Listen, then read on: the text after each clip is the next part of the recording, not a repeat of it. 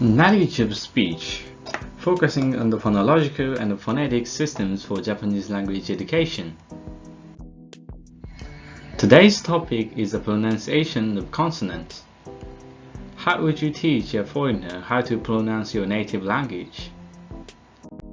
For example, R and L in English are difficult for Japanese to pronounce. How would you explain the difference in pronunciation? I myself remember that I've learned like this. When you pronounce R, the tongue does not touch any part of the mouth.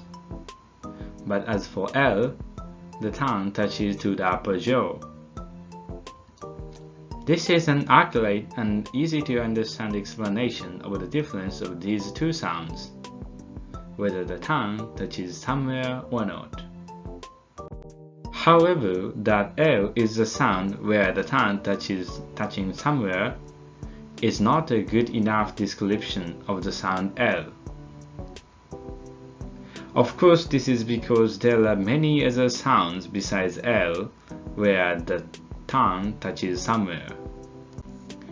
So how many elements are necessary and sufficient to explain sounds, and what are they?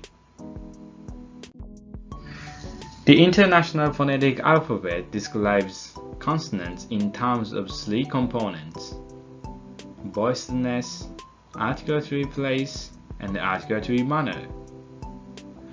Following this method, we can explain that the English L is the voiced alveolar lateral approximant.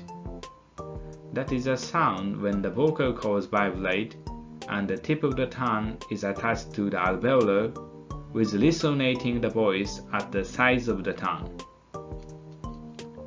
In this video, we will introduce how to describe the pronunciation of such consonants. By the way, the International Phonetic Alphabet was proposed by the International Phonetic Association in order to represent the world's language sounds in written form.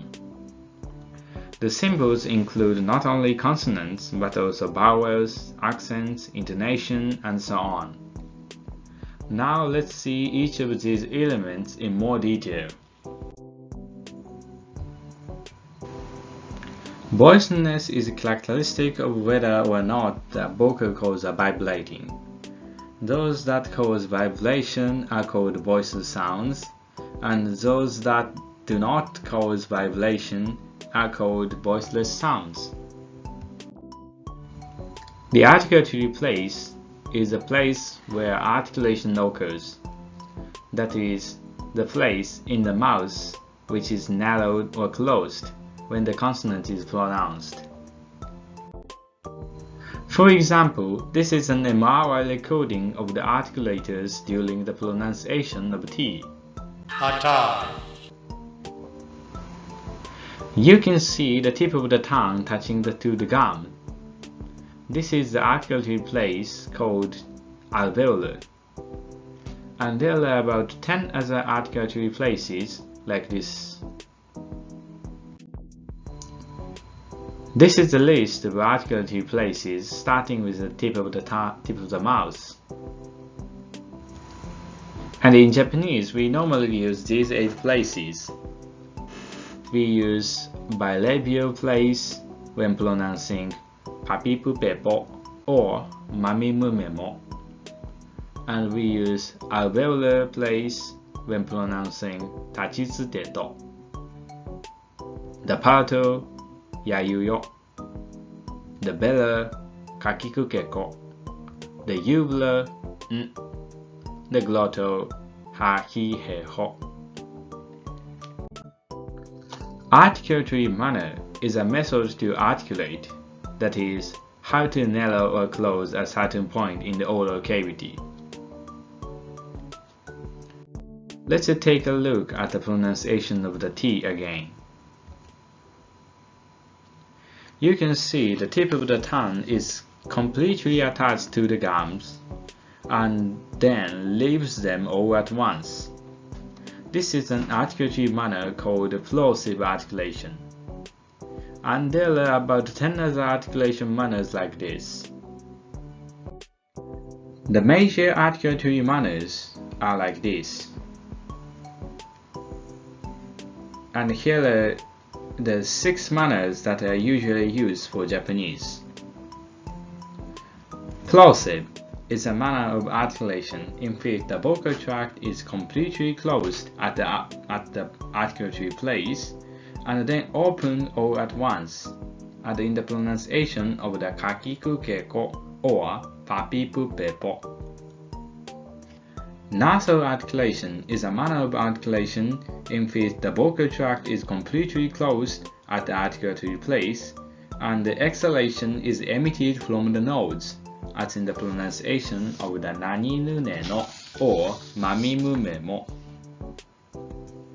Tap articulation is a manner of articulation in which the articulatory place is lightly touched with the tongue once and bounced, as in the pronunciation of laridurero. Fricative articulation is a manner of articulation in which the vocal tract is narrowed at the articulatory place and the exhalation is emitted through that space, as in the pronunciation of the sashisu seso.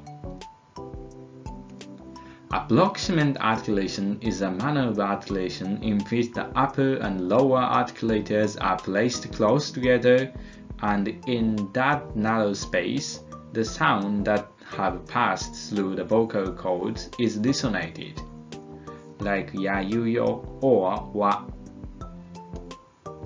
Affricate articulation is an articulatory manner in which the vocal tract is completely closed at the articulatory place and then opened and also exhalation is emitted through the space, as in the case of the pronunciation of chi or tsu. Based on these 3 characteristics, Japanese consonants can be analyzed like this.